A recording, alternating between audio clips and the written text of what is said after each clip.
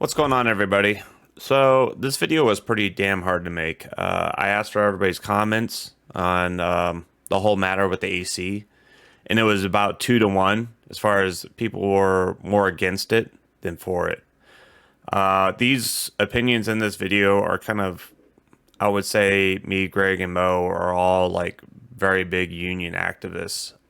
So we're knee deep into this space, so you get to hear some of the facts that we will present and some of the opinions of it. I'm not here to try to talk you out of whatever opinion you have on the issue. I think that that's going to be it is what it is, right? But I do hope that you watch this with an open mind. And if you don't agree with us, that's fine. You can leave a comment down below and say whatever you want to say. I'm not going to silence you. And I think that the comments section on this YouTube channel are actually very good. Like we don't get a lot of trolls or people attacking each other or whatever else. So just be respectful. That's all I'm asking. Anyways, let's get into the video. All right. The facts, dates, and events presented in this video are from the members' best recollection and may not be fully accurate. This video is intended for entertainment purposes only. Always consult with your local union about your rights and duties at your workplace. The opinions shared on this video are our own and do not necessarily represent my employer's positions, strategies, or opinions. All views shared are protected under the National Labor Relations Act.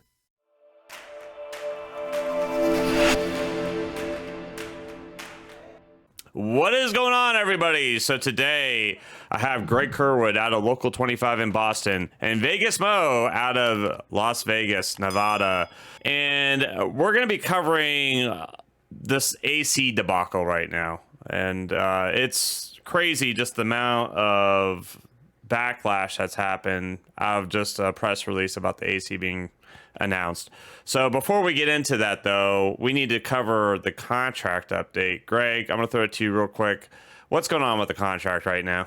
Well, other than the obvious AC announcement, it's been stated that there's 40 some odd tentative agreements. We do not know any more information about the newer ones, just the ones that Sean discussed in the last call.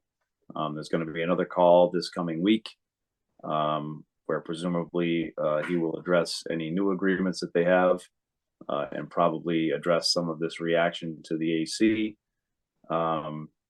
But the clock is still ticking. Financial stuff should be coming in a couple of weeks.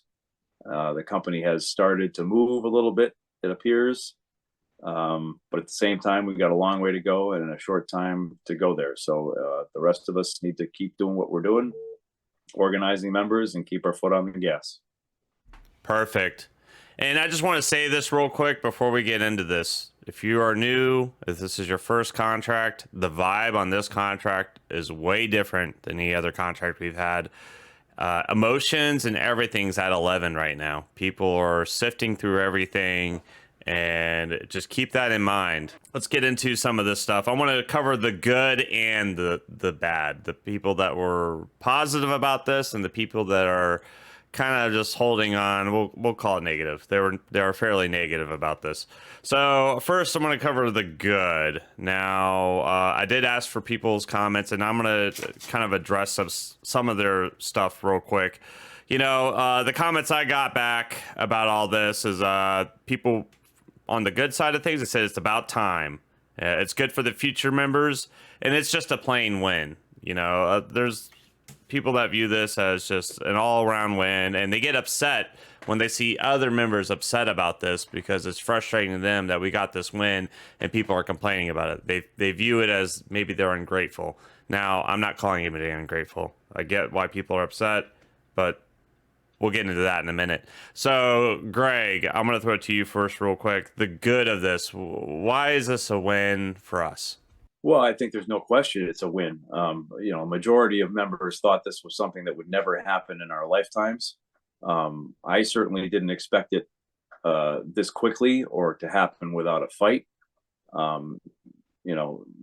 Without getting into the physics of things, I think people having the capability of lowering their body temperature when they need to, in the same fashion that we have heat in the cab in the winter, having relatively cooler space in the cab in the summer is going to keep people out of hospitals and probably keep people from dying, and that is nothing but a good thing.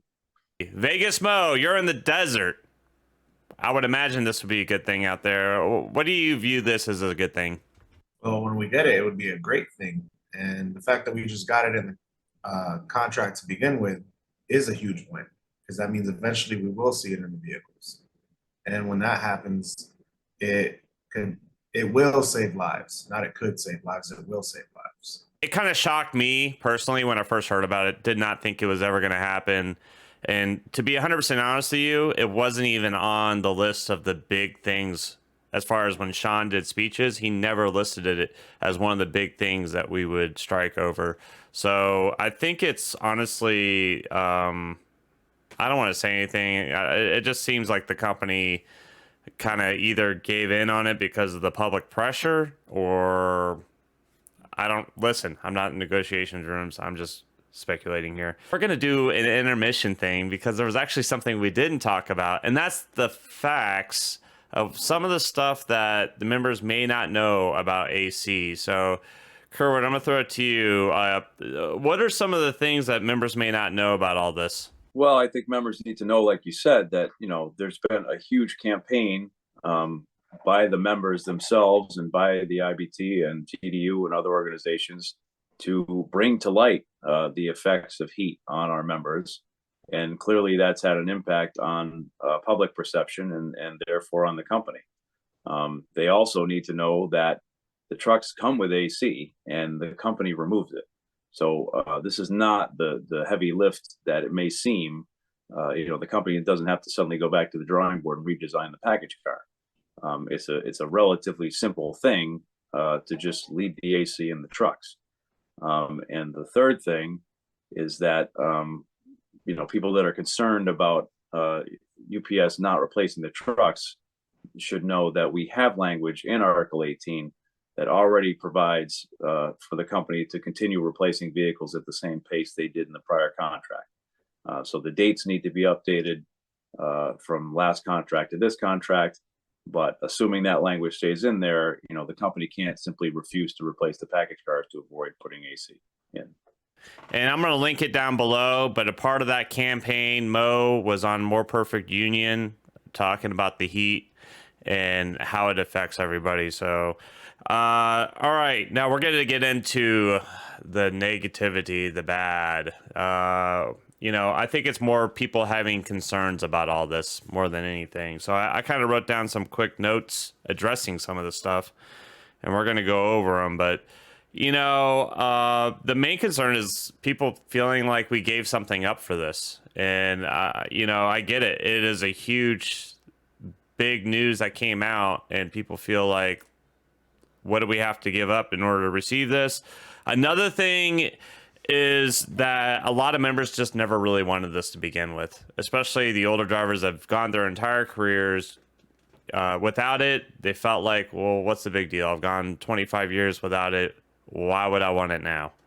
And then there's the other drivers that are like, great, we got AC, but I'm not going to see it in my lifetime. So what's the point? I think those are, honestly, I get it. Like, these are valid concerns for people, right?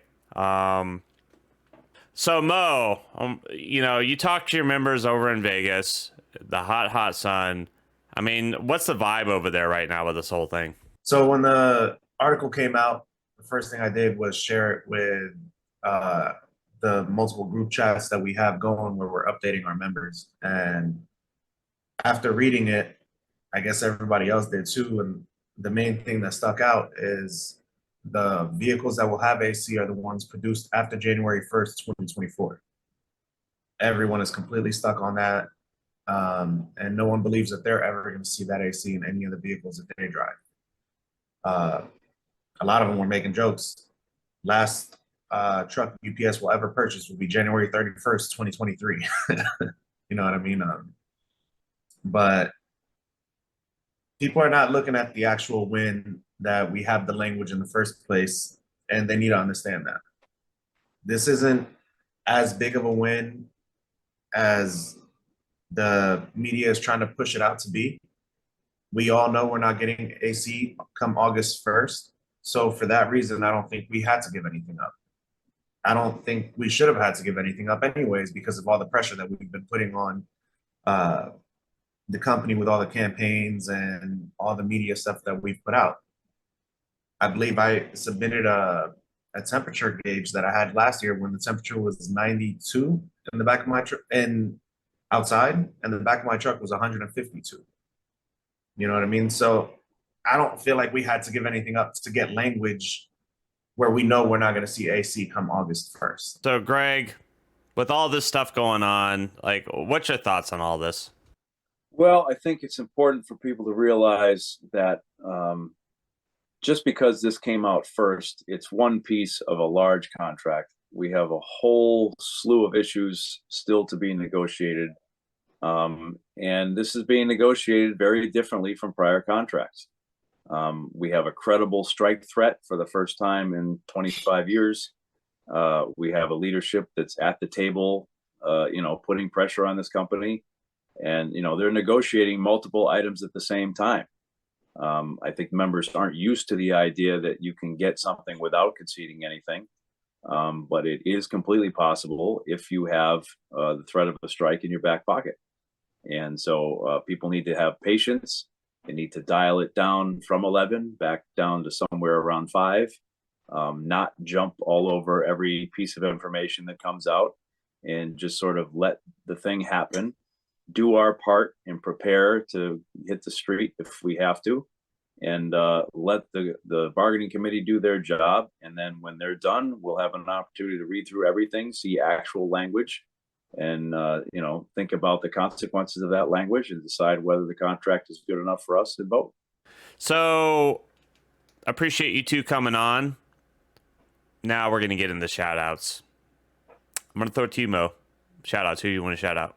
I want to shout out all the fathers that we have out there listening to this and not listening to this. Happy Father's Day. All right. Greg Kerwood, shout outs. Who are you shouting out tonight? I'm going to shout out our new Local 25 members from the New England Aquarium and welcome them to Local 25. I think it's a great example of leadership and our organizers thinking outside the box and bringing people in from not what we would consider traditional Teamster industries. So it's great to have them aboard, and it's hopefully that'll be a sign of things to come in other industries where workers deserve the same rights and privileges that we as Teamsters enjoy. My shout out goes to Richard Hooker. He was on CNN. I secretly uploaded the video on this channel. I will put it down below. It's unlisted and you can share it. How about that? Also, I appreciate these two coming on. This is an extremely hard episode to do because this is an extremely divisive topic.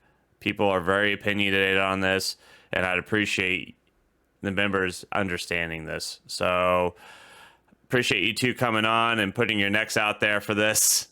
I don't know what else to say. All right, guys, love you, and I'll catch you next time.